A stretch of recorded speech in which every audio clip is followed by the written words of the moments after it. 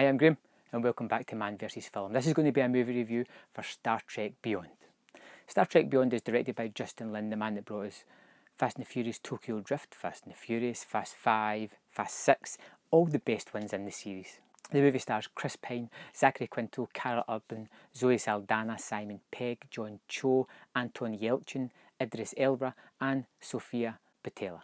As the Enterprise is past its midway point of its 5-year exploration into deep space, the cast are starting to feel the effects of this loneliness within the space, and they're starting to assess their positions. Before they have the chance to make any drastic decisions, they are called into this mission to rescue a scientific spaceship that has crash landed on a planet within a nebula. Pretty soon it turns out that they are being captured themselves by some strange alien who calls himself Kral, who's capturing all the people of the Enterprise and taking them to this planet to do nefarious things with.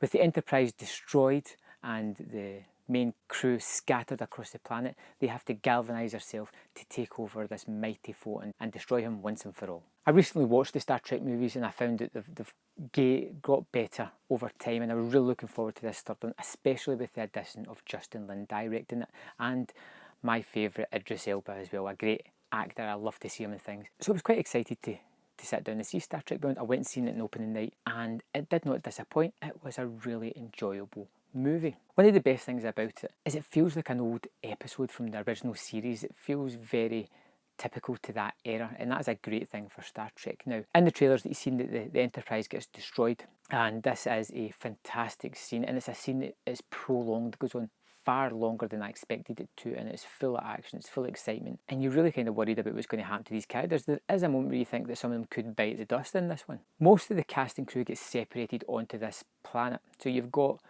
Kirk, who gets separated with Chekhov, you have Spock, who's separated with McCoy, you have Uhura, who's separated with Sulu, and you have Simon Pegg's character of Scotty, who is trapped on this planet alone and meets up pretty soon with an alien called Jayla, who's going to help him survive this terrain. So you've got these 4 groups of characters, and at first I was worried that the fact that they're separated on this planet, but it pretty soon dawned on me that this is a masterstroke. They're all paired off in characters that don't really interact, so you get to see these new relationships evolve, and you get to see current relationships move on. Especially the best one for me was Spock and McCoy, who've got this antagonistic relationship. They hate each other, but they're trapped together.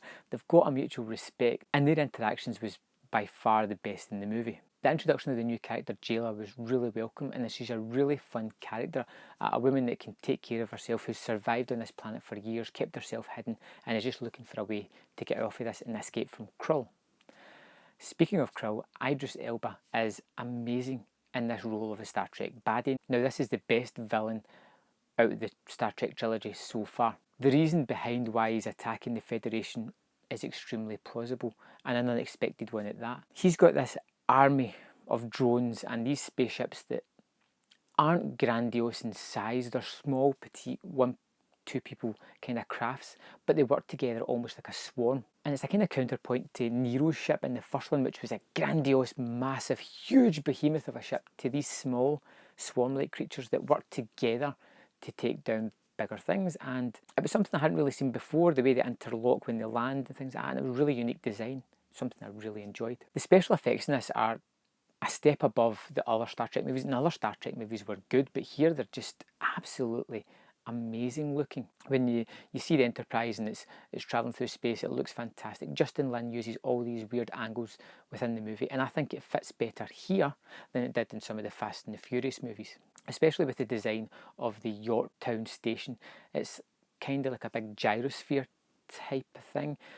Hard to describe, but once you see it, you'll know it. And he moves the camera from one city that's going one way and it moves down to another which is going in another direction. It's hard to describe, but it's an awesome visual. One of the best things about the movie is it's definitely character driven, with a plot secondary to the sort of characters, but the plot is still interesting as well. But it's unusual to see such a big blockbuster that's really based on these characters. It survives on their interactions, on their machinations, and it's great to see that. Trusting the audience that they're going to get the spectacle that they want, but give them a little bit something more, give them characters to invest in, and that's what I feel that this one really does. It's hard to tell off one watch what you think about it. I think it's going to need a second watch just to really galvanise it, but this could be the best of the trilogy so far, in my opinion. It's definitely the most Star Trekky of them all. It's very much like the original series, like I said, an episode from that. And I suppose kudos to Simon Pegg, who helped write the script for this one, and he's done a marvellous job of tying in lots of throwbacks to the original series as well. The performances, as usual, are excellent from the full cast. They all do their job fantastically well. They're great to see. It's characters I love to see interact with each other, and I'm hoping that they'll all come back for another adventure. Overall, I thought Star Trek was a great antidote to some of the other blockbuster movies in a drab summer season. I hope you go and see it. I'm not really a Trekkie myself. I've seen other movies. I do like them. I think this is the best of the bunch, and I think it's definitely worth your time. The characters are great. It's a character-driven movie. The blockbuster special effects are AAA class. They are fantastic. And overall, I would give Star Trek Beyond 4 out of 5. A great movie and one that you should definitely check out on the big screen. So thanks for watching my review of Star Trek Beyond, and I will see you next time on Man vs. Film. So thanks for watching that video. I hope you enjoyed it. If you notice on screen, there is 2 more videos that you can click and watch at your leisure. There is also a large subscribe button at the bottom of the screen. If you would like to subscribe to my channel, I will forever be in your debt. Thanks for watching, and I will see you next time on Man vs. Film.